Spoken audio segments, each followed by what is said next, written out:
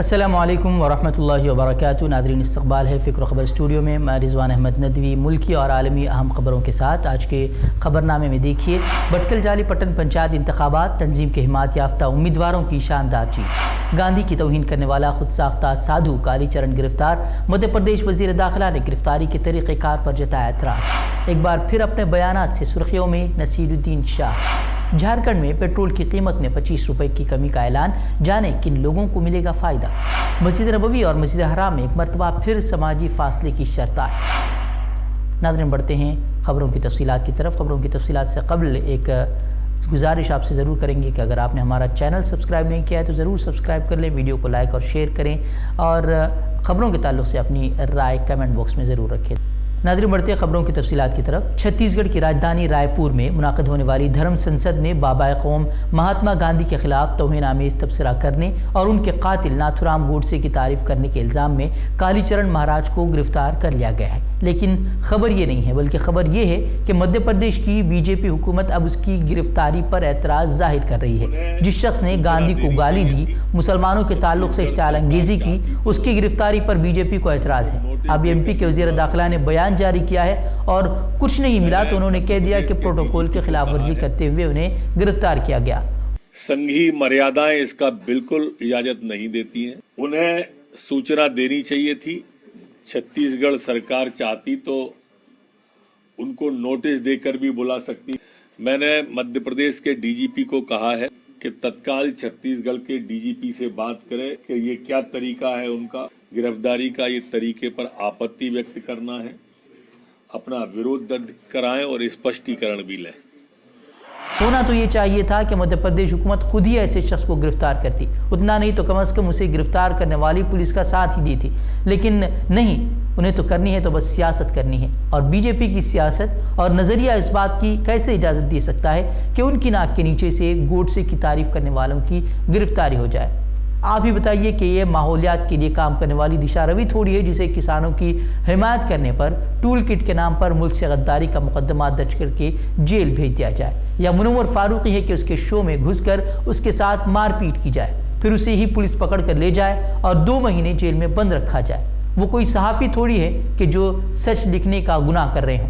اتنی معمولی سی بات پر گرفتاری کہاں سے ہو سکتی ہے, جبکہ بی جے پی کے رہنما خود گولی مارو کے نعرے لگا دیتے ہیں, اور فسادات ہوتے ہیں تو بھی مسلمانوں کو ہی مورد الزام ٹھہرا دیا جاتا ہے, اور یہی بی جے پی حکمراں ریاستوں کا طریقہ کار ہے. تو پھر یہ گرفتاری کیسے صحیح ہو سکتی ہے کہ جبکہ اس شخص نے گوڈسے کی تعریف کی ہو, گاندھی کو گالی دی ہو, تو ایسے شخص کو گرفتار کیسے کیا جا سکتا ہے. ویسے یہ دکھانے کی بار بار ہمیں ضرورت نہیں ہے کہ کالی چرن نے کیا کچھ کہا تھا.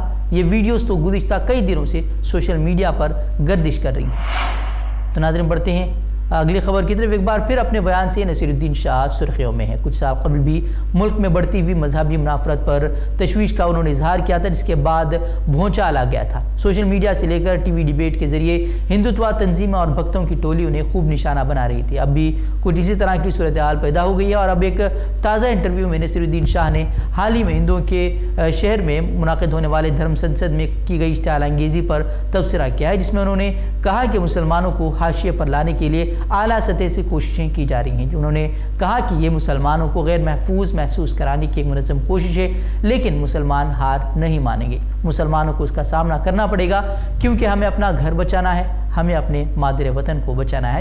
ان کے اس بیان کے بعد سوشل میڈیا پر ان کی کلپ وائرل کی جا رہی ہیں اور خوب ہنگامہ مچایا جا رہا ہے. کئی لوگ ان کی تعریف بھی کرتے نظر آ رہے ہیں, تو دوسری طرف بھکتوں کی ٹولی اور ہندوتوا تنظیمیں ان کے خلاف پروپیگنڈا چلا رہی ہیں. تو ناظرین, بڑھتے ہیں ایک اور خبر کی طرف. کیا ہو کہ مہنگائی کے اس دور میں پیٹرول 25 روپے سستا ہو جائے.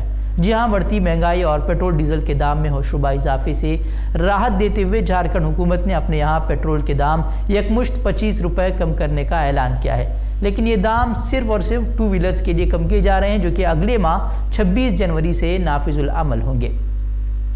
وزیر اعلیٰ دفتر سے ٹویٹ کیا گیا ہے. ٹویٹ کے مطابق پیٹرول ڈیزل کی قیمت میں لگاتار ہو رہے اضافے سے غریب اور متوسط طبقے کے لوگ متاثر ہو رہے ہیں, اس لیے حکومت نے راحت دینے کا فیصلہ کیا ہے. ट्वीट में यह भी बताया गया है कि हुकूमत के इस फैसले से तकरीबन 1,25,00,000 लोगों को फ़ायदा होगा, लेकिन उस पर कई तरह की शर्तें भी नाफिज हैं, ये बात आपको मालूम होनी चाहिए। आज तक की रिपोर्ट के मुताबिक रियासती हुकूमत ने वाज़ेह किया है कि ये जो फ़ायदा मिलेगा वो सिर्फ BPL कार्ड होल्डर्स को ही मिलेगा। वाज़ेह कि झारखंड में उस वक्त पेट्रोल के दाम 98 रुपये हैं और अगर उनमें से 25 रुपये कम हो जाते हैं तो फिर ये सीधे 73 रुपये पर पहुंच जाएगा।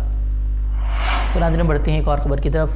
गुज़िश्ता रोज़ हैदरपुरा इनकाउंटर की SIT रिपोर्ट पर तनाज़ा हो रहा है। महबूबा मुफ्ती ने तो इस रिपोर्ट को बेगुनाहों के कत्ल को जायज़ ठहराने के लिए रचा गया ड्रामा करार दिया था, तो वहीं आमिर मागरे के घर वालों ने भी रिपोर्ट को मानने से इनकार किया है। आमिर मागरे वही हैं जिन्हें SIT ने दहशतगर्द करार दिया है। मोहम्मद आमिर मागरे की माँ, बहन मैमूना और भाई ने SIT की रिपोर्ट पर यकीन न करते हुए गवर्नर से जुडिशल इंक्वायरी के साथ आमिर की लाश को वापस करने का भी उनसे मुतालबा किया है। आमिर की बहन का कहना है कि इस इनकाउंटर को वो सही नहीं ठहरा सकते, क्योंकि जिन्होंने उनके भाई को कत्ल किया है आज वही लोग उसका सबूत पेश कर रहे हैं, तो ये इंसाफ कहाँ से हुआ। वहीं आमिर की माँ का कहना है कि उनका बेटा बेगुनाह है, उसके पास से कोई असलहा बरामद नहीं हुआ, लेकिन सिक्योरिटी फोर्सेस ने उसे अपने प्रमोशन के लिए मासूम का कत्ल कर दिया।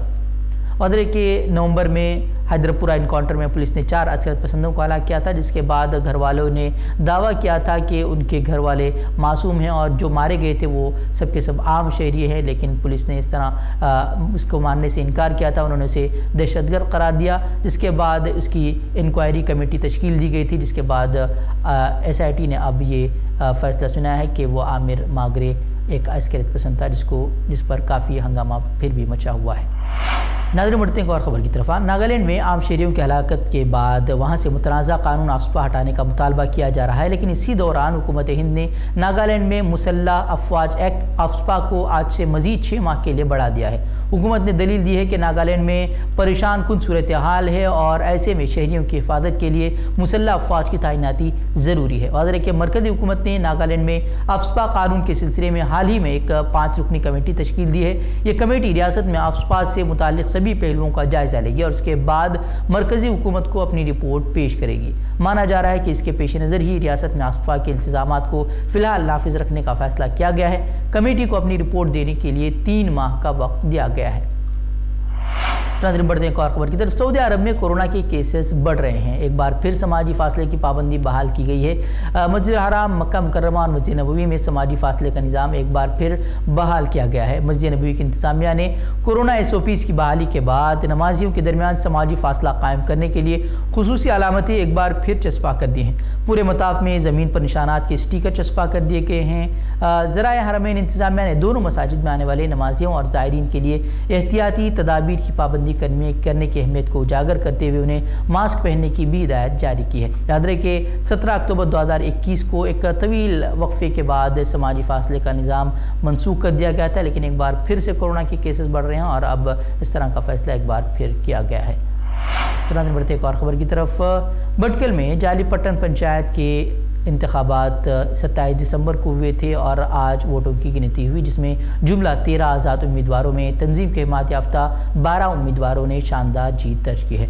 4 वार्डों में कांग्रेस और 3 में BJP को जीत हासिल हुई है, जबकि टाउन म्यूनसिपलिटी की तरह अब जालीपट्टन पंचायत में भी तंजीम का पलड़ा भारी हो गया है। जबकि कांग्रेस के जिन 4 उम्मीदवारों को कामयाबी मिली है उन्हें भी तंजीम की हिमायत हासिल रही। याद रहे कि 20 काउंसलरों वाले पट्टन पंचायत में इससे कबल 7 वार्डों के लिए काउंसलरों का इंतखाब बिला मुकाबला हो चुका है। ओवरऑल अल्हम्दुलिल्लाह एक सॉलिड इलेक्शन था पट्टन पंचायत का।